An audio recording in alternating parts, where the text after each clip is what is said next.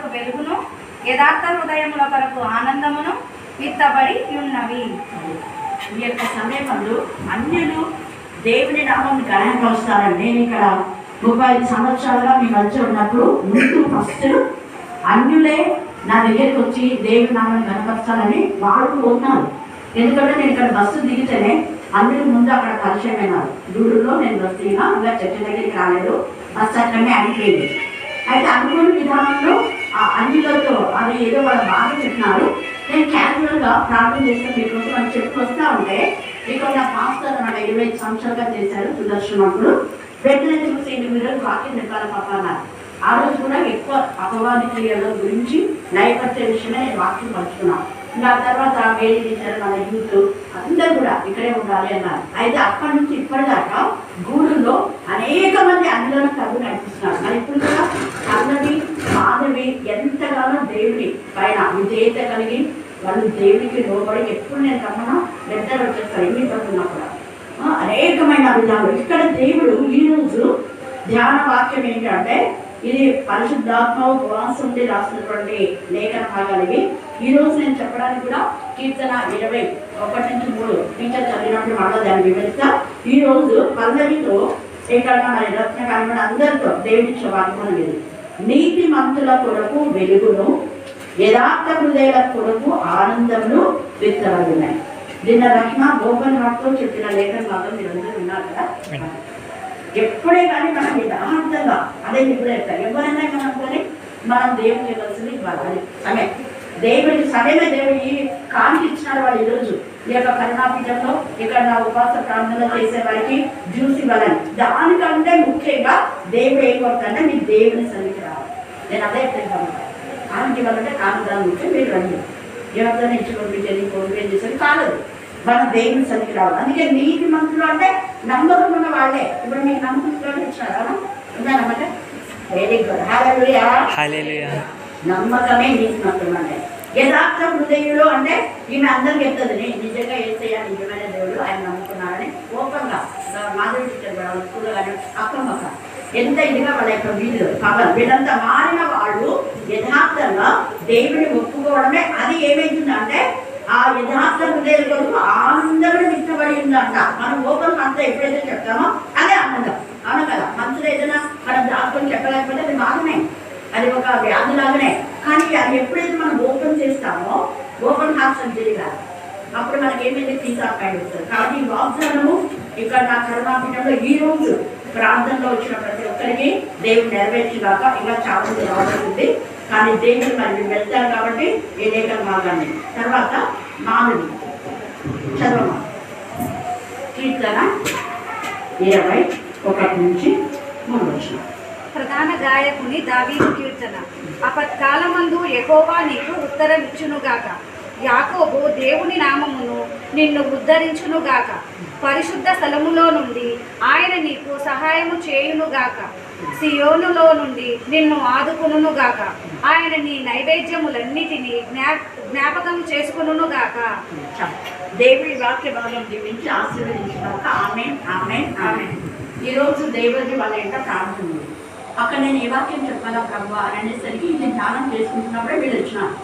అందుకే వాళ్ళతో నేను చదివించిన మీ కోరికలు అంటే ఈ రోజు అక్కడ చెప్పే వాక్యం కానీ ఇక్కడ ఉన్న వాళ్ళందరికీ మీ యొక్క ఆశ ఏమైందో అది దైవ చిత్తానుసారంగా నేను అంతా చెప్పింది. మనం ఏదైనా దేవుని ఇస్తాం, కానీ గాడ్స్ విల్ ఉండాలి. దైవ చిత్తానుసారం అంటే ఉద్యోగం అనేది దేవుని చిత్తమే కదా. కాబట్టి మీరు ఉద్యోగం గురించి మెయిన్ మీ యొక్క టార్గెట్, మీ బాధ, వేదన, రోదన అంతా కూడా ఆమె ఇంతకుముందు వాళ్ళ కుమారుని ఆరోగ్యం కోసం అడిగి దేవుడు ఇచ్చినాడు. ఈమె పిల్లలు ఆరోగ్యం కోసం అడిగి ఇచ్చినాడు. ఈమె ఆరోగ్యం అడిగింది ఇచ్చినాడు. తర్వాత ఆమె కుమారుడు మరణించి దేవుడు ఇదంతా ఎందుకంటే దేవుడు మనకు ఆపత్కాలంలో ఆయన మాత్రమే నమ్ముకున్నది తగిన సహాయకుడు. ఈ మాటలు పురాణాల్లో ఇంకా భగవద్గీతలో దేంట్లో రాయబడలేదు. ఆపత్కాలం ముందు నేను నీకు సహాయం చేస్తానమాట లేదు. కానీ వాళ్ళ వేలో వాళ్ళు చెప్పిందంతా ఉంది.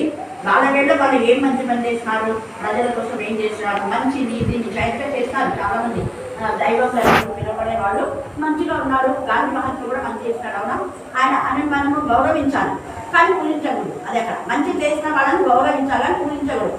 పూజారుడు యేసయ్య మాత్రమే, తండ్రి అయిన దేవుడు మాత్రమే ఆపత్కాలంలో మనకు నమ్ముకున్నదైన వాళ్ళు మన కోసమే సత్యాగ్రహం చేసినారు, ఆ బంధకాల నుంచి విడిపించడానికి. అది కూడా వాళ్ళు ఎలా చేశారంటే వాక్యం చదివే.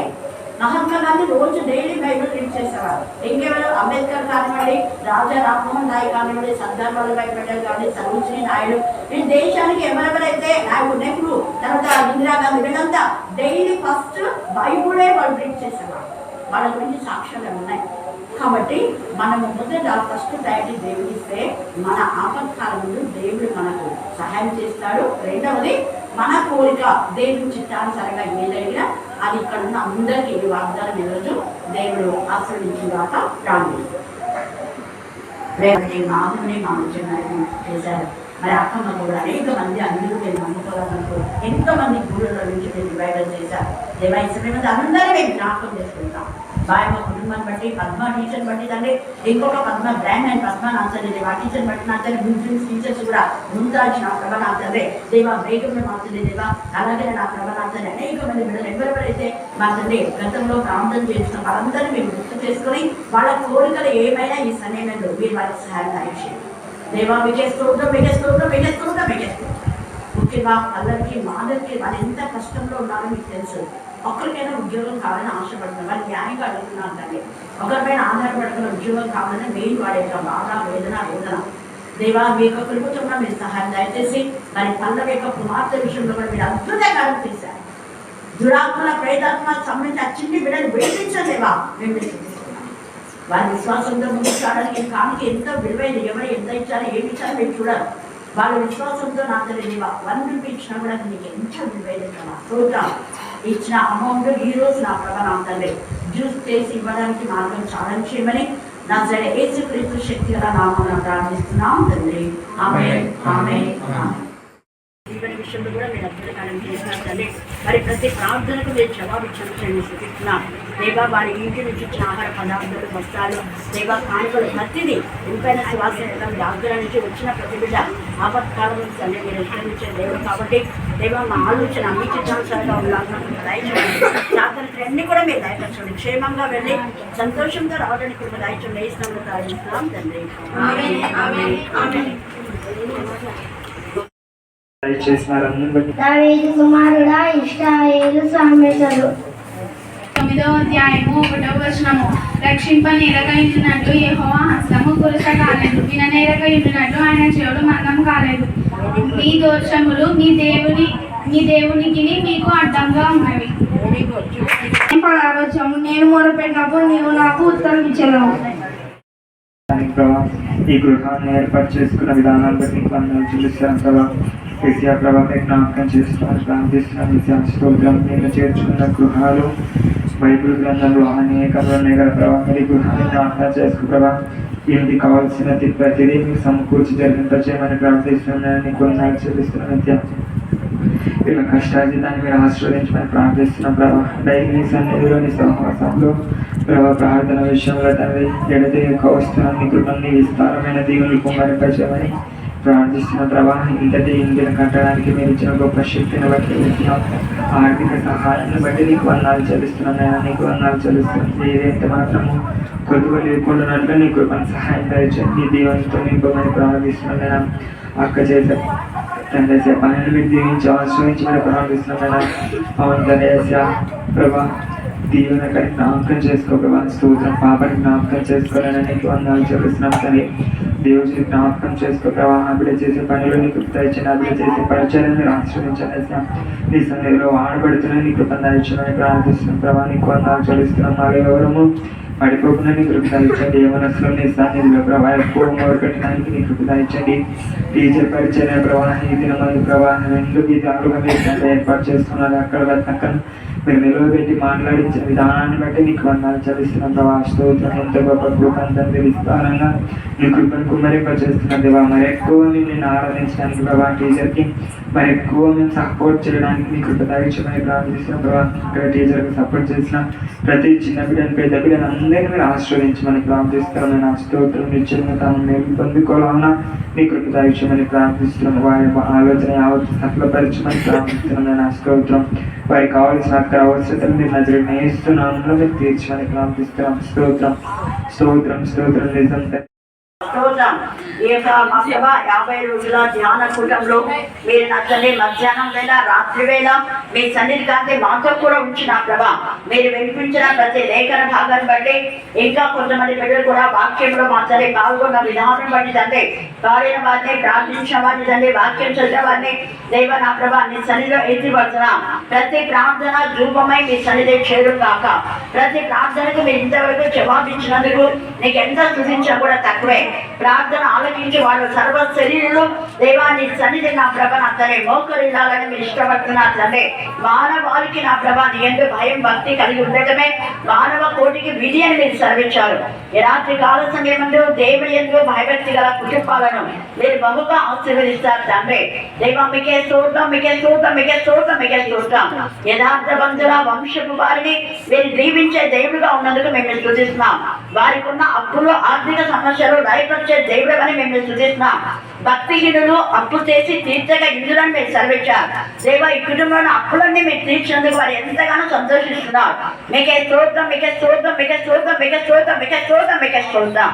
దేవ నా ప్రభా గతంలో ఉన్నప్పుడు మా ప్రభా నా తండ్రి తీర్చేశారు. ఇప్పుడు నా తండ్రి ఎక్కువ ఇల్లు కట్టడానికి మీరు కృప దయచేసి సమృద్ధి అనే జీవితాన్ని కలుగజేసిన దేవా స్తోత్రం. దేవా మరి దేవుడి కూడా పని చేయడానికి మీ శక్తిని సహాయం ఇచ్చినందువల్ల నేను స్తుతిస్తున్నా. అలాగే నా ప్రభా నా తండ్రి మనవులు కావాల్సిన ఆరోగ్య బలం శక్తి మీద దయచేయండి. బిడ్డను పడిన చీకశక్తులు నజరైన యేసుక్రీస్తు శక్తి గల నామంలో గద్దించి బాధలుగా బంధించాలని ప్రార్థిస్తున్నాం. ప్రతి బలహీనత కొట్టివేయమని ప్రార్థిస్తున్నాం. మీరు మాత్రమే స్వస్థపరిచే యెహోవాగా ఉన్నందుకు మేము స్తుతిస్తున్నాం, మహిమపరుస్తున్నాం, ఘనపరుస్తున్నాం. అలాగే రోజు మరి మీ జ్ఞానాత్మక నింపి జ్ఞానవంతురాలు ఇల్లు కట్టడానికి సెలవిచ్చిన విధానంలో దేవ ఆమెకు వచ్చిన రాబడి సరైన విధానంలో సద్వినియోగం చేసుకునే జ్ఞానం ఇచ్చినందుకు నేను స్తుతిస్తున్నాం. 20 తర్వాత 22 లేఖన భాగాలకు సంబంధించి ధ్యానాంశం ఏమైందని చెప్పండి త్వరగా. యావత్తు సఫలపరచును గాక. ఏం చెప్పండి?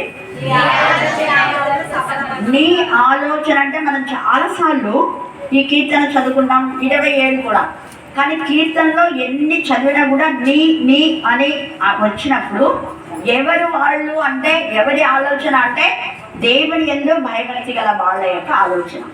అందుకని ఇక్కడ ఆపత్కాలమందు యెహోవా నీకు ఉత్తరం ఇచ్చుగాక అంటున్నాడు. నీకు నీకు నీకు అనే మాట మనం చదువుతున్నప్పుడు ఎవరు మీరు లేదా ఎవరు నేను ఎవరు నీకు అంటే దేవుని యందు భయభక్తి కలిగి దేవుని హత్తుకొని ఆనుకొని దేవుని పైననే ఆధారపడిన వాళ్లకు దేవుడు ఏం చేస్తాడంటే ఉత్తరం ఇస్తామంట. ఎందుకంటే రోజు మనం చాలా ప్రార్థన విన్నపం నాకు చేసినప్పుడు ప్రతిదీ దేవుడు నెరవేర్చాడు. అవునా? హల్లెలూయా, హల్లెలూయా.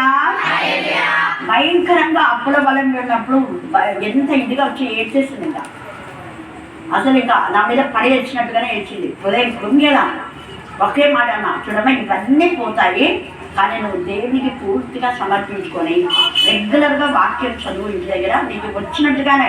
నీకు సరిగా రాదు తెలుసు నాకు, కానీ అలాగే చదువుతుంటే నువ్వు ఖచ్చితంగా వాక్యం చదివి వాక్యం చెప్పగలుగుతావు కూడా అన్నప్పుడు కొన్ని సంవత్సరాల క్రితం నుంచి ఆమె అలాగా గురించాలు చేసుకొని చదివి ఇప్పుడు బాగా చదవగలుగుతుంది. తర్వాత వాక్యం చెప్పగలుగుతుంది. ఎప్పుడైతే వాక్యం చెప్పడం మొదలుపెట్టిందో వాళ్ళ అప్పులన్నీ దేవుడు ఎండగొట్టేసినాడు. హల్లెలూయా, హల్లెలూయా, హల్లెలూయా. నేను అదే చెప్తున్నా, కరుణాపీఠం అంటే దేవుని యొక్క వాగ్దానం, కనికరం. దేవుడు ఎవరిని కరుణించడం వాడిని కరుణించడం అంటే అందరినీ కాదు. రోమ మనం చూస్తే అక్కడ ఎంత చక్కగా 15వ అధ్యాయము 10వ వచనం చెప్పండి. రోమ 15:10. అన్యజనులారా ఆయన ప్రజలతో సంతోషించుడి. ఆయన ప్రజలతో అన్యజనులారా అంటే దేవుని ఎరగని వాళ్ళు చాలా మంది ఒక నామక వాస్తే దేవుని పేరు చెప్పుకుంటున్నారు. వాళ్ళు నిజంగా దేవుని ఎందుకు లేరు. వాళ్ళు నామక వాస్తే దేవుని పేరు చెప్పుకున్న వాళ్ళకు ఎప్పుడు ప్రశ్నించున్నాం. గుర్తుపెట్టుకోండి, దేవుని ప్రజలతో అన్ని జనులు దేవుళ్ళ సంతోషిస్తున్నారు. ఇప్పుడు ఎంతమంది అన్ని జనులు వచ్చినారు ఈరోజు కూడా టీచర్స్ కదా. ఆ యొక్క ఏ స్కూల్ అది వీనస్ స్కూల్ టీచర్స్ ఇద్దరు అన్యులు. ఎంత చూడండి ఇక్కడ అక్కమ్మక రోజుగా అన్నిలను ఎవరినో ఒకరిని తీసుకుని వస్తుంటుంది. అనేక మందిలో మార్పు. వాళ్ళు డాక్టర్స్ అయింది కూడా వాళ్ళకి ఎంత నమ్మకం, వాళ్ళ మ్యారేజ్ కోసం దేవుడు ఎన్ని ప్రపోజల్స్ మరి చెడగొట్టినాడంట. అయితే దేవుని యొక్క కృప చొప్పున దేవుడు సరైన ప్రపోజల్ను వాళ్ళ దేవుళ్ళు చెడగొట్టినందుకే మన దేవుని అంటే రాజుల రాజు, ప్రభుల ప్రభు, సర్వశక్తిమంతుడు, సర్వోన్నతుడు. ఎందుకంటే సృష్టికర్త అయిన దేవుని వాళ్ళు ఆశ్రయించినప్పుడు వెంటనే అది ఫిక్స్ అయింది. అన్యులు సాక్ష్యం ఇవ్వగలుగుతున్నారు. అందుకని అన్ని జనులారా మీరు దేవుని పిల్లలతో కలిసి ఏం చేయాలంట? సంతోషించాలి. మరి దేవుని పిల్లలతో సంతోషిస్తున్నారా లేదా లోకస్తులతో సంతోషిస్తున్నారా? మనమే ప్రశ్న వేసుకోవాలి. లోకస్తులతో సంతోషించడం ద్వారా ఉన్నవి కూడా పోతాయి. ఉన్న సంతోషం పోతుంది, ఉన్న సమాధానం పోతుంది, ఉన్న నెమ్మది పోతుంది. తద్వారా ఏమవుతుందంటే అప్పులు కూడా ఎక్కువైపోతాయి. ఈ అప్పులు ఎక్కువైపోయి భక్తిహీనులు అప్పు చేసి తీర్చక ఇందులో అని రాయబడింది. అంటే భయభక్తి లేని వాళ్ళు దేవుళ్ళు ఆనందించలేరు.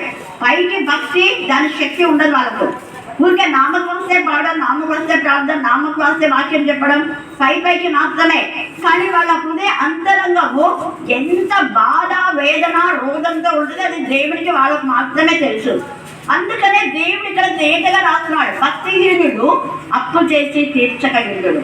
అదే దేవుని భయభక్తి కలవాళ్ళు దేవుడితో ఆనందిస్తే వాళ్ళ అన్యులైనా మిగతా వాళ్ళైనా దేవుని పిల్లలతో కలిసి పరిశుద్ధులతో కలిసి ప్రార్థన చేయండి అన్నారు.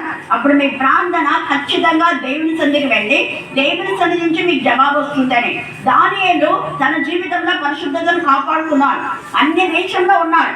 ఇక్కడ అన్యులు దేవుని పిల్లలతో సంతోషిస్తున్నారు. అంటే అక్కడ కూడా అన్యులు దానియేలుతో కలిసి ఆనందించినారు. అన్యులు అందరు అనేక మంది అన్యుల్లో ఉన్నారు దానియేలు. అలాంటి అన్యులలో దేవుని రుజువు పరిచినాడు దాని. హల్లెలూయా, హల్లెలూయా. మోషే అన్యుల దేశంలో ఉన్నాడు. దేవుని నామమును అవమానపరిచినందుకు ఫరో 11 తెగుళ్ళు. దేవుని పిల్లలకు ఒక్క తెగులు రాలేదు. హల్లెలూయా, హల్లెలూయా, హల్లెలూయా. ఆ తెగులతో వాళ్ళు ఎంత ఇదిగా ఇశ్రాయేలును బాధ పెట్టాలని, ఇశ్రాయేలును అవమానపరచాలని, ఇశ్రాయేలును చంపాలని చూశారు. కానీ ఆ ఏ సముద్రం అయితే వాళ్ళు ఆరిన నేలను వెళ్ళారో ఇశ్రాయేలు, అదే ప్రాంతంలోకి ఫరో సైన్యం అంతా కూడా ఒక్కరు కూడా మిగలేదు. శేషం లేకుండా అందరినీ కూడా చంపేశాడు దేవుడు. ఆయనకు అంత రోషం. తన బిడ్డలను కన్ను గుడ్డి ముట్టితే దేవుని ముట్టినట్టు. ఇశ్రాయేలును వెంటాడడం అంటే దగించు అగ్నిని వెంటాడడం. అది వాళ్ళకి తెలుసు.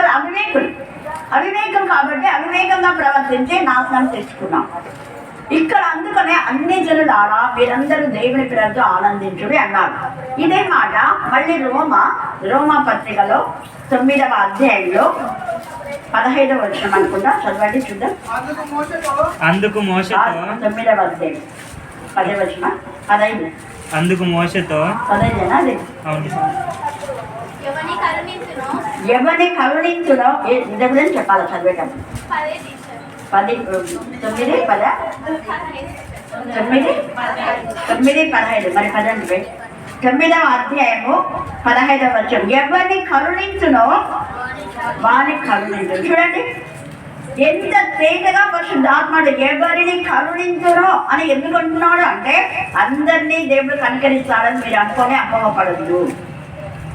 అందరికీ కనికరం తండ్రి, ప్రేమ గల తండ్రి, కృప గల తండ్రి, జాలి గల తండ్రి. పాపం వెంట పాపం చేస్తే దేవుని కనికరం ఉండదు. క్షమించవలసినంతగా దేవుడు క్షమిస్తాడు. క్షమకు మించి పాపం చేస్తే క్షమాపణ ఉండదు. అలాగనే దేవుని పిల్లలతో కలిసి కాకుండా లోకంతో స్నేహం చేస్తే ఏమీ పొందుకోలేరు, అన్ని పోగొట్టుకుంటారు. పొందుకోవడం పక్కన పెడితే ఉన్నవి కూడా పోతాయి. అందుకని ఇక్కడ ఎవరిని కరుణించో వారిని ఎవరు అంటే దేవుని ఎందు భయభక్తి గలవాళ్ళు. ఎవడైతే దేవుని ఆనుకొని ఉంటారో ఆపత్కాలం ముందు యెహోవా నీకు ఉత్తరమిచ్చుగాక, యాకోబు దేవుని నామం నిన్ను ఉద్ధరించుగాక. ఎవడు దేవుడి యొక్క నామం పైన ఆనుకొని ఉంటారో, ఎవడు దేవుని నామంలో విశ్వసిస్తారో వాళ్ళను కరుణిస్తారు. అందుకే ఎవరిని కరుణించునో వాడిని కరుణించును, ఎవరి ఎల్ల జాలి చూపుదా వాని ఎల్ల అన్నారే. కానీ అందరికీ కరుణిస్తా, అందరినీ జాలి చూపుతా అందరి. కాకపోతే అందరికీ పిలుపు ఉంది. సమస్త ప్రజలారా పాప భారములు మోసుకొంచున్న సమస్తమైన వాళ్ళారా నా దగ్గరికి రండి, నా దగ్గరికి రండి. పిలుపు అయితే అందరికీ ఉంది. ప్రపంచంలో ప్రతి ఒక్కరికి పిలుపు ఉంది. కానీ పిలుపును విని తగ్గించుకొని యథార్థంగా విశ్వాసంతో దేవుని సన్నిధికి వచ్చిన వాళ్లకు కనికరం ఉండదు, రాని వాళ్ళకు కాదు. ఈ యొక్క లూసిఫర్ కూడా దేవుని సృష్టి, కానీ లూసిఫర్కు కనికరించాల దేవుడు. దూతలు తప్పు చేస్తే, ఎవరు తప్పు చేసినా, సేవకులైనా, దూతలైనా, పెద్దలైనా, కలెక్టర్ అయినా, బిషప్ అయినా, ఎవరైనా కూడా ఎవరిని దేవుడు క్షమించాడు తప్పు చేస్తే. దేవుని వాక్యములకు విరోధంగా తప్పుడు వాక్యాలు చెప్పినా, దేవుని వాక్యములకు విరోధంగా ఏ చేసినా కూడా క్షమాపణ ఇక్కడ ఉండదు, అక్కడ ఉండదు. పరిశుద్ధాత్మకు వ్యతిరేకంగా చాలా మంది ఇష్టానుసారంగా బోధనలు చేస్తుంటారు, కానీ అవి పరిశుద్ధాత్మకు సంబంధమైనదా లేదా అని మనం కూడా ఆత్మ పరిశోధన చేసుకోవాలి. అందుకే పరిశుద్ధాత్మకు వ్యతిరేకంగా చేసినప్పుడు చాలా మంది బ్లెస్సెడ్ కాదు. ఎందుకు అంటే దేవుని నామం పైన వాళ్ళు అనుకోరు, మనుషుల పైన అనుకుంటారు. మనుషులు పంపారని, మనుషులు చెప్పారని, మనుషులు ఏమనుకుంటారో అని వాళ్ళు ఓపెన్గా వాక్యాన్ని చెప్పలేరు, యథార్థంగా వాక్యాన్ని చెప్పలేరు, తప్పును కూడా గద్దించలేరు. ఎందుకంటే మనం మందిరంలో ఒక నిర్ణయం చేసుకుంటే నిర్ణయానికి కట్టుబడాలి, అవునా కదా? అవునా? కానీ దేవుని వాక్య పరిచయం జరిగే సమయంలో మనం మన ఇష్టానుసారంగా ఎక్కడికంటే ఎక్కడికి పోతుంటాం. అలా అది చెయ్యకూడదని వాక్యంలో ఉంది. ఫస్ట్ ప్రయారిటీ దేవునికి ఇవ్వాలి. అది ఎవరు చేస్తారు అంటే ఆయన నామం పైన ఆనుకున్నటువంటి వాడు. అందుకే యాకోబు దేవుని నామము నిన్ను ఉద్ధరించుగాక. ఇక్కడ ఉన్న దేవుడు పరిశుద్ధుడైన దేవుడు, మనం కూడా పరిశుద్ధంగా ఉంటేనే సహాయం చేస్తాడు. హల్లెలూయా, హల్లెలూయా. కపట మనసుతో, కపట హృదయంతో ఇక్కడొకటి అక్కడొకటి చేసే వాళ్లకు సహాయం లభించదు. అందుకే ఇక్కడ అంటున్నాడు, పరిశుద్ధ స్థలంలో నుండి ఆయన నీకు ఎవరికి అంటే శుద్ధ హృదయం కలవారికి, యథార్థవంతులకు, నీతిగా నిజాయితీగా దేవునికి ఇష్టంగా జీవించే వాళ్లకు. తర్వాత ఆయన నీ నైవేద్యములన్నింటినీ జ్ఞాపకం చేసుకున్నాను కాక, నీ దహములను అంగీకరించు కాక. ఎవరి నైవేద్యంలో అంటే దేవుని యందు భయభక్తి కలిగి, ఇవి దేవునివి, దేవా నీవి నీకు ఇస్తున్నాము అని అనుకున్నవాళ్ళు. ఇది నాది, నేను ఇంత ఇస్తున్నా, నేను అందిస్తున్నా అనుకుంటే ఎప్పుడు బెస్ట్ కాదు. ఇది నీది ప్రభా, నేను ఇంకా ఎంతో ఇవ్వాలి, కానీ ఈ యొక్క చిన్న కానుక మీరు దయంతో స్వీకరించలేసయా, ఈ చిన్న మనవి ఆలకించలేసయా, ఈ దీన హృదయాన్ని స్వీకరించలేసి అని తగ్గించుకొని, జనులు తాము తగ్గించుకొని తమ ప్రవర్తన సరిచేసుకొని ప్రార్థన చేస్తే దేశంలో బాగు చేస్తాడ దేవుడు. మరి మన దేశం పైన అంట చాలా మంది ప్రవక్తలు చెప్పారు, భారతదేశం పైన భయంకరమైన ఉగ్రత. ఎందుకుంది?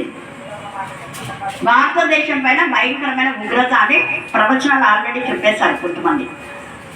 ఎందుకుంది? అది బాగా అయిపోయింది, రాజు పాపం ఎక్కువైపోయింది. ఆ భారతదేశంలో గూడూరు అయినా ఎక్కువ. గూడూరు అంటే గుడ్గూడు అంటుంటారు, కానీ అది యథార్థంగా మాట్లాడు. ఒక్కోసారి సౌర్మన్ అంకుల్ అన్నప్పుడు నేను అన్నా, అంకుల్ ఉన్న విషయం చెప్పండి, గుడ్గూడు అని ఎందుకు చెప్తారు మీరు అన్నా. గుడ్గూరు అయితే ఎంతమంది ఎలాగా జీవిస్తున్నారో నీకు తెలుసు కదా అంటే, ఏం చేద్దామమ్మా చెప్పాలి, నా చెప్పకుండా తప్పదంట మళ్ళా. చూడండి, కానీ తర్వాత ఒప్పుకున్నాడు అంకుల్. హల్లెలూయా, హల్లెలూయా, హల్లెలూయా. యథార్థవాది లోక విధి. అంత యథార్థంగా చెప్పిన సాల్మన్ అంకుల్ క్రీస్తు సాక్షిగా ఉండి తన పిల్లలకంతా క్రిస్టియన్ పెట్టుకున్నాడు, కానీ సంఘంలో రిసెప్షన్ చేయడానికి ఎంత గొడవ. ఇంత నీచమైనవి జరుగుతూ ఉంటే దేవుడు ఊరుకుంటాడా? ఊరుకోడు. ఒకసారి వస్తుంది, ఎప్పుడొకసారి. కానీ దేవుని పైన ఆధారపడిన బిడ్డలకైతే ఏమంట, నీ కోరికను సిద్ధింపచేసి నీ ఆలోచన యాప్తో సఫలపరుచుంటారు. కొన్ని ప్రార్థన చేయమని దేవుడు చెప్తాడు, వాళ్ళమ్మ చెప్తుంది. దేవుడు వాళ్ళ ఇక్కడ ఉన్న వాళ్ళు కూడా చాలా మంది ప్రేయర్ రిక్వెస్ట్ ఇచ్చారు. దేవుడు అందరి ప్రార్థన విన్నాడు. అక్కమ్మక్క యాక్చువల్గా ఒక్క కొడుకు గురించి చెప్పింది, ఇంకొక కొడుకు గురించి చెప్పరా. దేవుడు రెండింతల ఆశీర్వాదం ఇచ్చాడు. శ్రీకాంత్ కోసం ఉద్యోగంలో చేస్తాడు, ఇంజనీర్ కూడా చేయమని చెప్పినా నేను. ఆ పిల్లడు ఉద్యోగంలో చేస్తాడక ప్రే చేయమని చెప్పింది, కానీ నేను ఎందుకు అనుకోకుండా ఇద్దరు గురించి చేసిన. ఇద్దరికి దేవా అద్భుత కార్యం చేయలేదు, ఇద్దరికి దేవుడు ఉద్యోగం ఇచ్చాడు. హల్లెలూయా, హల్లెలూయా, హల్లెలూయా. ఆయన రోషం వల్ల తండ్రి. అలాగనే గిద్దలూరుకు చాలాసార్లు నేను వెళ్ళేదని, ఈ మధ్య వెళ్ళటం లేదు. అయితే కర్నూలులోనే ఆ గిద్దలూరు గోన ఆశీర్వాదం అనుకోండి, దాదాపు 10 ఎకరాల్లో వాళ్ళ అంతా ఉన్నాయి. బిఈడి, ఎంఈడి, ఎంబీఏ, తర్వాత టీటీసీ ఇవన్నీ ఉన్నాయి. కాలేజెస్, స్కూల్స్ కూడా ఉన్నాయి. అప్పుడు నేను వెళ్ళినప్పుడు ప్రార్థన జరిపించారు. అద్భుత రీతిగా వాళ్ళ ఒకే ఇంట్లోనే 7 మందికి గవర్నమెంట్ జాబ్. అంటే ఆ యొక్క ఎయిడెడ్ స్కూల్లో వాళ్ళకి పోస్ట్ పర్మనెంట్ అయిపోయింది. ఇప్పుడు ఇక్కడ మనకు ఎయిడెడ్ స్కూల్లో ఉన్నట్టుగా అక్కడ ఎయిడెడ్ స్కూల్ ఇవ్వకుండా చాలా ఆటంకాలు వచ్చినాయి. అప్పుడు వాళ్ళంతా వినిపించుకొని రీసెంట్గా నేను వాళ్ళ కూతురు ఆ ఇల్లు కట్టేటప్పుడు ముందుగానే కట్టినప్పుడే రివీల్ అయింది. అంటే వాళ్ళ హస్బెండ్ ఒక్కడే ఉద్యోగం చేస్తాడు, ఆమె జాబ్ చేయదు. ఇక్కడికి వచ్చిన వాళ్ళు కాలేజ్లో ఛాన్సాలు వచ్చారు. వచ్చినప్పుడు క్యాజువల్గా ఆమె హస్బెండ్ ట్రాన్స్ఫర్ కోసం వెయిట్ చేయించింది, పిల్లలు ఉన్నత చదవాలని చేయించింది. అప్పుడు అయితే నాకు రివీల్ అయింది వెంటనే, దేవా నువ్వు 12 పిల్లలతో వీళ్ళకు ఇల్లు ఇస్తున్నావంటే ఇద్దరు నవ్వుకున్నారు. అక్క మా పరిస్థితి ఏందక్క, నువ్వు ఇలా ప్లాన్ చేస్తావు అన్నారు. ఏమో నాకు తెలీదు, కానీ 12 పిల్లలతో పెద్ద ఇల్లు కట్టబోతున్నారు. అది ఎప్పుడు ఏమనేది దేవుడు రివీల్ చేయాలి, కానీ కడుతున్నారు. పిల్లలు కూడా ఉన్నత చదువు, అంటే ఇద్దరు ఉన్నత చదువులే, MBA ఇద్దరు కుమార్తె. వాళ్ళు 7th ఉన్నప్పుడు వచ్చినారు నా దగ్గరికి. కొడుకు ఏమో 9th, పాప 7th. ఇప్పుడు ఇద్దరిని ఉన్నత చదువులు అయిపోయింది. వాళ్ళు 12 పిల్లలు. ఆ పిల్లలు చెప్పేటప్పుడు కూడా వాగ్దానాలు నేను చెప్పిన ఈ వాగ్దానాలు ఒక్కొక్క పిల్లల పెట్టాడు. ఎంత పెద్ద ఇల్లు, అద్భుత రీతిగా ఆ ఇంట్లో ప్రార్థన చేసినప్పుడు రివీల్ అయింది. చూడు మీరు ఎప్పటి నుంచో అంటున్నారు, కానీ ఖచ్చితంగా 2027లో మీకు పోస్టింగ్స్. వాళ్ళ అక్క ఉంది, నువ్వు ఇల్లు కట్టలేదని బాధపడుతున్నావు, ఉద్యోగం లేదు అని. ఏమైంది, చెల్లెలు మంచిగా కట్టుకుందని నువ్వు అనుకుంటున్నావు, బాధపడింది వచ్చినట్టుగా నువ్వు కూడా చక్కగా దేవుడు, ఎందుకంటే నేను ఎక్కడికి వెళ్తానో అక్కడ నా వాగ్దానం దేవుడు నెరవేర్తాను. అక్కడ నేను అడుగుతా దేవుని, అలానే ఇల్లు తెచ్చింది తప్ప వాళ్ళ సొంత ఇల్లు తెచ్చాయి, అలానే వాడు ఇక్కడికి వచ్చారు, వాళ్ళకి ఉద్యోగాలు లేవు, వాళ్ళ జీవితాలు తెచ్చాయి, వాళ్ళకి తక్కువ కావాలి. నాకు ఎలాగ అప్పు లేదో వాళ్ళు కూడా ఒకవేళ అప్పున్నా దాన్ని తీసేసాయి రవ్వ, నువ్వు నాకు ఇచ్చిన వాగ్దానం నెరవేర్చు అని నేను క్లెయిమ్ చేస్తాను. ఎవరు వస్తే వాళ్ళ పక్షంగా అదే నేను ప్రార్థించాను, అదే బ్లెస్ అయింది అయింది అక్కడ అద్భుత రీతిగా. ఈ యొక్క నెలలో నుంచి వాళ్ళకు అంటే ఏప్రిల్లోనే వాళ్ళు జాయిన్ అయినారు. ఎంత సంతోషంతో. అలాగనే మేరీ టీచర్ వాళ్ళ తమ్ముడు కొడుకు గవర్నమెంట్ జాబ్ వచ్చింది. ఇక చెల్లెల కొడుకు కూడా ఇక పోస్టింగ్స్ రాలేదు, వస్తే ఖచ్చితంగా. ఎందుకు నేను ఈ మాట చెప్తున్నా అంటే, నీ కోరిక సిద్ధింపచేసి నీ ఆలోచన యావత్తు అంటే లోకానుసారంగా అడగలేదు వాళ్ళు, ఎవరిని ఆశించకుండా ఒక ఉద్యోగం కావాలన్నారు, అది దేవుడు ఇచ్చిన. అలాగనే ఒకరి బాడిగ ఇళ్లలో ఉన్న కూడా సొంత ఇల్లు కావాలన్నారు. వాళ్ళు అడిగింది సొంత ఇల్లు అన్నారు, కానీ ఇంత పెద్ద ఇల్లు అడగలే. నేను అడిగింది కూడా సొంత కొట్టం అడిగినా, నేను ఇల్లు అడగాలి. అసలు దేవుడు చిన్న కొట్టము, పెద్ద తోట నాకు ఇష్టం, పెద్ద తోట కావాలన్నా దేవుడు పెద్ద తోట ఇచ్చినాడు, ఇల్లు కూడా ఇచ్చినాడు. హల్లెలూయా హల్లెలూయా. ఒకప్పుడు నాకు ఇక్కడికి వచ్చినప్పుడు దేవుడు ఇచ్చిన వాగ్దానమే ఈ రోజు ఇంట్లో మాట్లాడుతున్నా. అందుకే నీ కోరికను సిద్ధింపచేసి, నా కోరిక అదే, చిన్న కొంచెం ఉండాలి. అనేక మంది ఈ ఖాళీ ప్రాంతంలో వాక్యం వినాలి అని అడిగినా నేను. ముఖ్యంగా అన్యుల కోసమే నేను నిజంగా మెయిన్ టార్గెట్. దేవా ఎవరైతే అన్యులు అంటే ఒకవేళ క్రిస్టియన్గా లేని వాళ్ళు కూడా అన్యులే, అలాంటి అనేకులను దేవుడు తన బిడ్డగా చేస్తున్నాడు. అందుకు దేవుని స్తుతిస్తున్నా. నీ ఆలోచన యావత్తు సఫలపరచుగాక. ఈ రాత్రి మరి వీరు ప్రార్థన కూడా ఏర్పాటు చేశారు కాబట్టి వాళ్ళ ఆలోచన కూడా దేవుడు ఖచ్చితంగా సఫలపరుస్తారు. యెహోవా నీ రక్షణ బట్టి మేము జయోత్సవం చేసిన మన రక్షకుడు యేసయ్యనే, సిలువలో ఆయన కాచిన రక్తము ద్వారా మనకు విడుదల విమోచన. అందుకని మా దేవుని నామం బట్టి మా ధ్వజం ఎత్తుచున్నాము. నీ ప్రార్థనలన్నీ యెహోవా సఫలపరచుగాక. ఇంతవరకు ప్రార్థన ఆలోచించిందంటూ ఏం లేదు, ప్రతి ప్రార్థనకు దేవుడు జవాబిచ్చాడు. భయంకరమైన మానసిక శుద్ధ శక్తులు, చేతిబడి, దురాత్మల, ప్రేతాత్మల సమూహం, వీటన్నిటి నుంచి దేవుడు విడిపించాడు. ఆయన సర్వశక్తిమంతుడు, సర్వోన్నతుడు, సర్వ అంతర్యామి. అందుకనే ఇక్కడ అంటాడు కదా, నీ ప్రార్థనలన్నీ యెహోవా సఫలపరచుగాక. తర్వాత 27వ కీర్తన 1వ వచనం చదవండి. యెహోవా నాకు వెలుగును, అది ఆయన వెలుగు అంటే వెలుగులో ప్రతి చీకటి క్రియలు లయపరచబడతాయి. మన గురించి ఎవరు ఎక్కడ ఏం మాట్లాడుతున్నా అన్ని దేవుడు తెలుసు. అందుకనే యెహోవా నాకు వెలుగు అయినాడు, రక్షణ అయినాడు. నేను ఎవరికి భయపడుతున్నావు?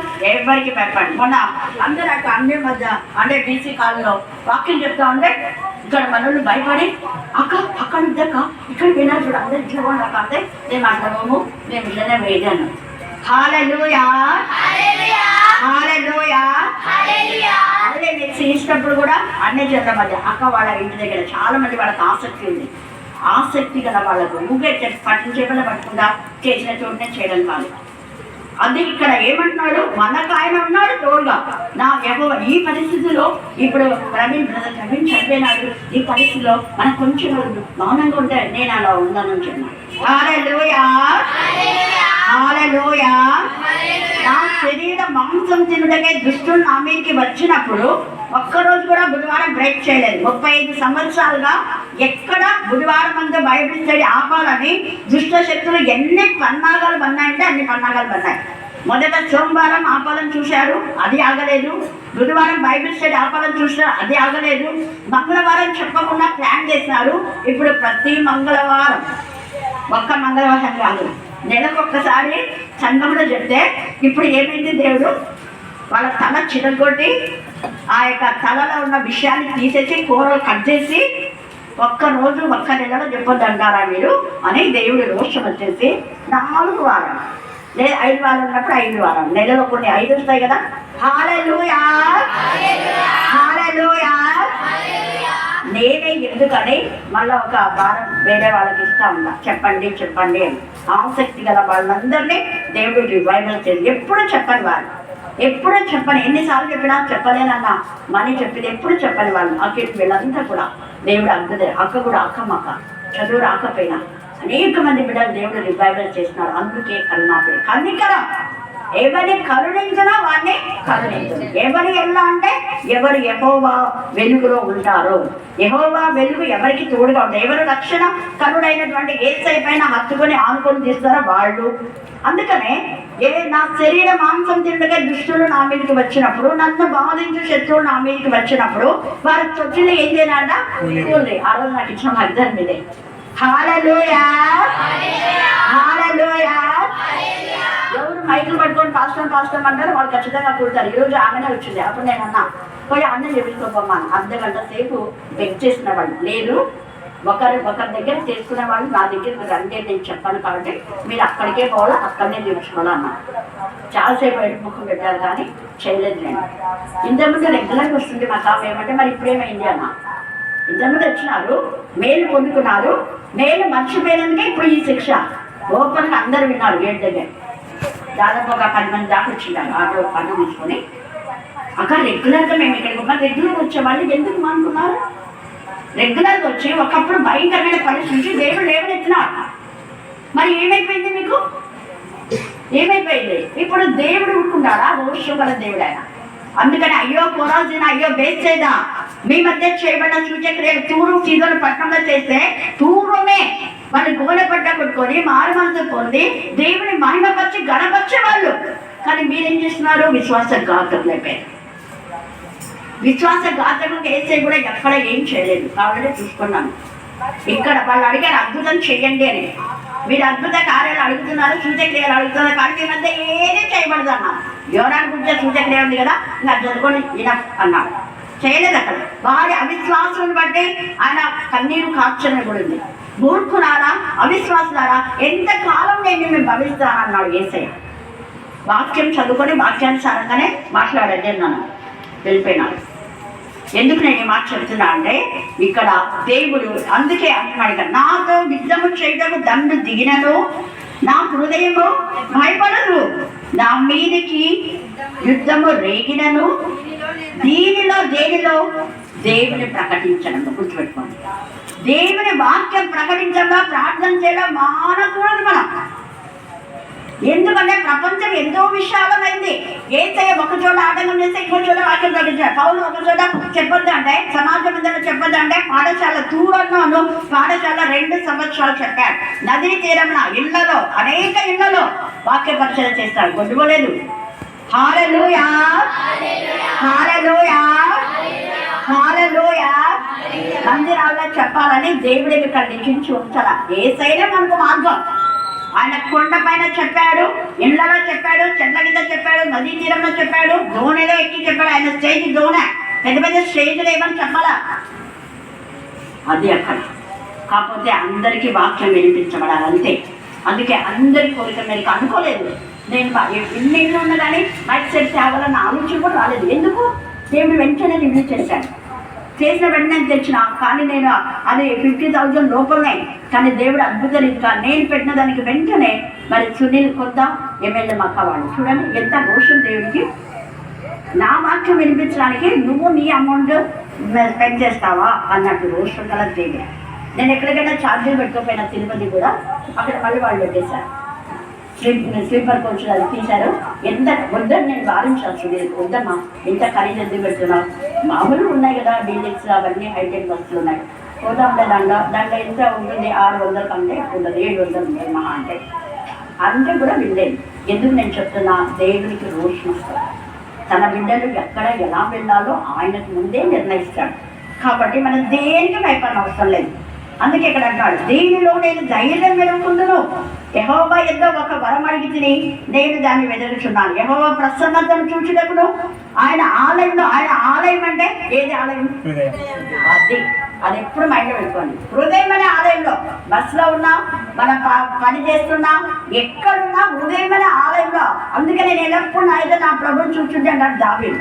హృదయమే, ప్రతి ఇల్లు ఒక ఆలయం కావాలి. ఇక్కడ మాత్రమే కాదు, కొంతమంది సిగ్గులకు ఏమేమో మాట్లాడుతుంటారు. అంటే వాళ్ళకి వాక్యం తెలియదు కాబట్టి ప్రతి ఇంటింటా రొట్టె విరుచుడు, సహవాసం మీద ప్రార్థన చేయడం ఏడాదిగా ఉన్నారు. మరి ఏమైంది? ఇప్పుడు ప్రతి ఇల్లు ఒక మందిరం కావాలి. ప్రతి ఇల్లు దేవుడికి మహిమకరం, ప్రతి హృదయము దేవుని ఆలయమే. అలాగే ఎప్పుడైతే మనము విశ్వసిస్తామో అప్పుడు దేవుడు మనకు తన సన్నిధి కాంతి తోడుగా ఉంచి ఆశ్రయ దుర్గం మీద ఆయన మనల్ని ఎక్కిస్తాడు. ఇప్పుడు నన్ను చుట్టుకునే నా శత్రుల కంటే ఎత్తుగా మన స్థలం దేవుడు ఎత్తుగాక. దేవుడు ఈ లేఖన భాగాన్ని దీవించి ఆశీర్వదించుగాక.